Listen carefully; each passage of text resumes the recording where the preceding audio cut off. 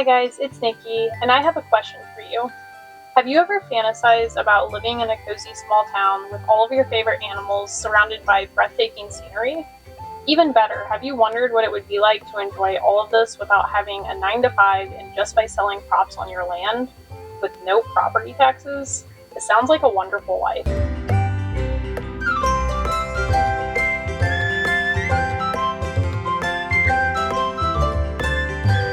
When my friend introduced me to Harvest Moon: A Wonderful Life on the Gamecube, I was hooked immediately. We spent a large portion of one summer break taking turns playing this game in 2004. I eventually got my own Gamecube, and this was one of the first games on my wish list. I felt so inspired playing this game. I remember going outside in our yard and wanting to do outside chores, and I even started growing my own tomato plants. One time I thought I was helping my parents by digging up weeds all over the yard instead of just pulling them, and yeah, they did not like discovering upwards of 20 holes in their yard. Most importantly, this game really helped establish the cozy genre. This wasn't the first game in the Harvest Moon series, but I found it to be the first well-polished farming sim. It felt less fast-paced, and the world felt like a second home and really felt like a place you wanted to live in. Harvest Moon: A Wonderful Life was the first Harvest Moon game to be released on the Nintendo GameCube in 2004. Later on, a special edition version was released on the PlayStation 2. In 2005, Another Wonderful Life was released, which let you play mostly the same game, but this time from the perspective of a girl. And as you may already know, Marvelous and Natsume, the companies involved with the original Harvest Moon games, parted ways a while back. Marvelous is the company that developed the original Harvest Moon games, known as Bokujo Monogatari in Japan. Natsume was the publisher for those games, naming them Harvest Moon in the West. When they parted ways, Natsume decided to keep the Harvest Moon name and make new games. Marvelous continued making games, but had to change their name to Story of Seasons, for their games sold in the West. So if you want to play games made by the team who made the original games, make sure you're playing Story of Seasons. A Wonderful Life, now with Story of Seasons, had a remake in 2023 and was available on most of the major platforms at that time. This game was very similar to the original, but allowed you to select your gender and allowed further customization for your character. There were minor changes to the art style and music, but it was just to give the game more of an updated, fresh look. I was so excited and honestly emotional when I saw the trailer. It was something I always wanted to see redone, but I didn't exactly expect to happen, so I was very happy about that, and the game ended up being really good.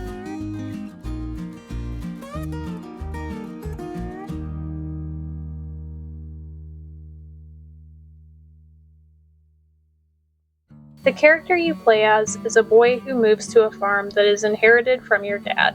Takakura is your neighbor, and it seems like he was very close to your father. He acts as a guide to you as you learn to adjust to your new life in Forget-Me-Not Valley. You learn all the basics of raising and taking care of animals with real-life consequences of neglecting them. You learn how to plant seeds and about soil quality so that you can harvest vegetables and fruit. You are going out and foraging and even exploring the underground mine. There are plenty of things to keep you busy, and you are juggling a list of responsibilities while having fun exploring the land, prioritizing efficiency while working, maximizing profit margins on goods, and starting a family. You get to watch your character live out their life. At the beginning of the game, Takakura walks you around the town and introduces you to almost everyone who lives there. There are a ton of really cool, interesting characters in this game. They did a really good job of giving you a sample of so many different types of personalities. Every person in the game almost feels like a real person with layers to their personality. The more you talk to them and the more you learn about their likes and dislikes, the more you discover about them.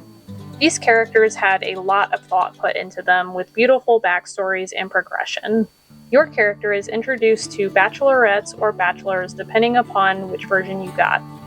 The bachelorettes are Nami, Celia, Muffy, and Lumina in the special edition.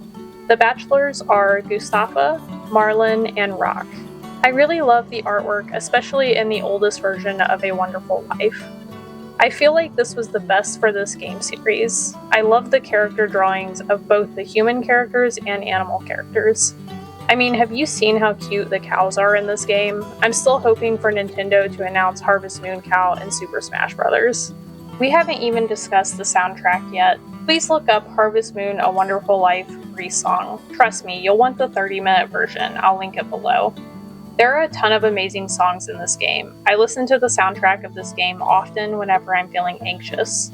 It just takes me to a happy place, and it was so unique and memorable. It's not your average video game music, and it was especially unique at the time.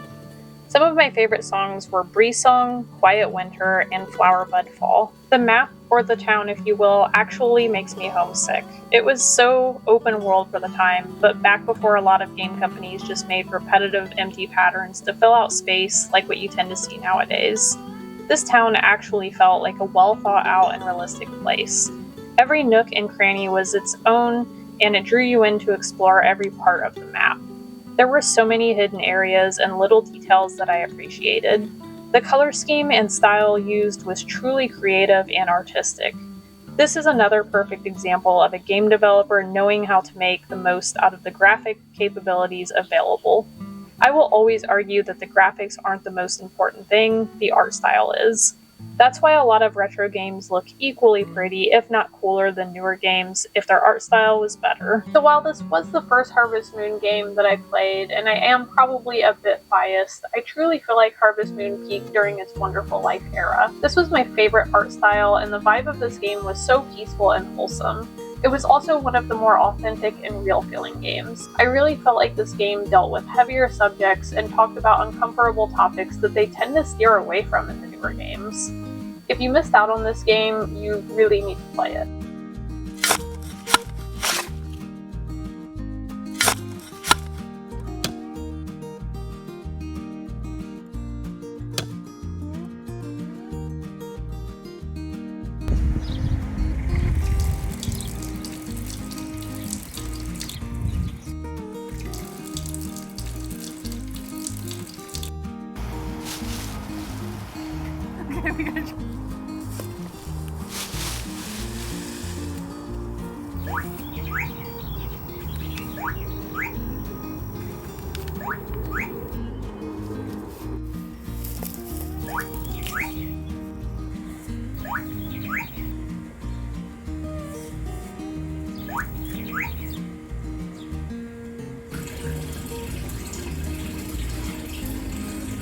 It is so much more rewarding eating crops that you've grown.